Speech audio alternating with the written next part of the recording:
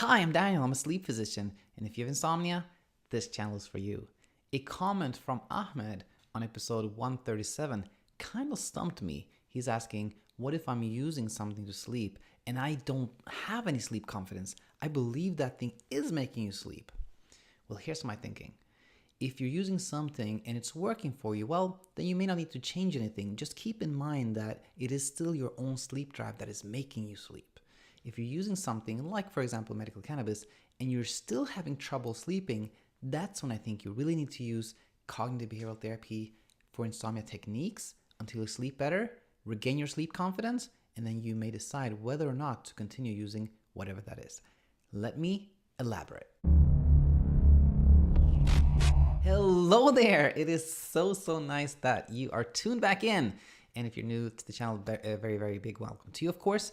As always, nothing here is medical advice, just thoughts and comments that I hope will be helpful to anyone tuning in, including Ahmed. And I want to thank you, Ahmed, for the comments on the previous episode 137. And for you who have not watched it, in that episode, we talked about some questions from Pam regarding if she had a sleep study, and she also asked me about medical cannabis. And, I told her that, which I often talk about here on the channel, that using something that helps you sleep may be problematic if you start believing that thing, whatever it is what makes you sleep. Whenever let's say you take, medical cannabis, then as long as you take it to make you feel kind of relaxed and help with, something.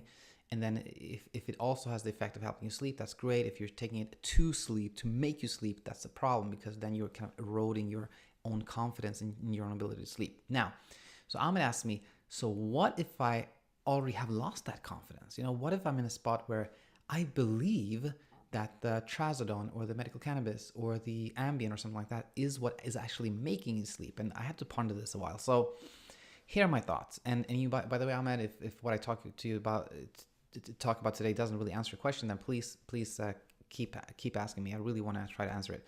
So if you're using, for example, medical cannabis, and up until this point it has been helping, like you use it for like month or even years, and you take it at 10 p.m. and then you sleep great from 11 to 6, let's say, or whatnot, then you're in a pretty good spot, and even though you think that the medical cannabis is making you sleep, then you don't necessarily have a problem right now. But I think for you, if this is the case, or for anybody else listening, I think it's good to start thinking these terms. It is actually not the medical cannabis that is making me sleep. It's my own sleep drive, because nothing can produce sleep.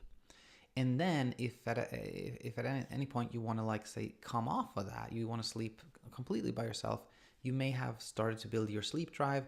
And if you're in a spot, for example, where you're taking something and you have believed that it's making you sleep, and you're like, I want to stop it, then you can trial off. If it's a prescription medication, of course, talk to your doctor, but basically halving the dose of whatever you're taking every week or something like that, generally is a viable option. And then knowing that it's not making you sleep may help, as hopefully that helps with your sleep confidence. Now, if you're in a position where you're taking, again, let's use medical cannabis as an example, and you're like, it worked in the beginning, but now it's not working anymore, or it never really worked that well, but it's helping a little bit, then this is where CBTI comes in. So you're taking something, you feel that it's helping, you've actually started to believe that it is making you sleep, but you're not sleeping that great. Well, that's where you should really, in my opinion, use the techniques I always talk about here. CBTI, spending less time in bed, getting out of bed when you can't sleep, have a routine. And if this is completely new to you, then go back all the way to episode 1 and start watching there, and you'll get it. So I would say, if in that scenario you're using something, it's not that helpful, start using CBTI techniques until hopefully within, weeks or so, usually, you're starting to sleep better, and you're still taking this thing, whatever it is. Let's say you're still taking the medical cannabis, and now after a couple of weeks of using CBTI, you're sleeping better. Well, now you're in a position where you can say, whoa, yeah, these techniques help me sleep better. I have a sleep drive, I am starting to build sleep confidence. I can sleep by myself. And then at that point, you can decide if you want to get off whatever you're taking or continue using it. So I feel like I've still not completely like distilled these thoughts, because I was a little bit stumped by your question, Ahmed, which is great, by the way. But I hope this was helpful.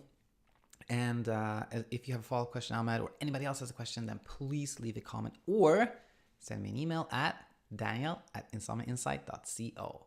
And I hope to have you back here real soon. Until then, bye-bye.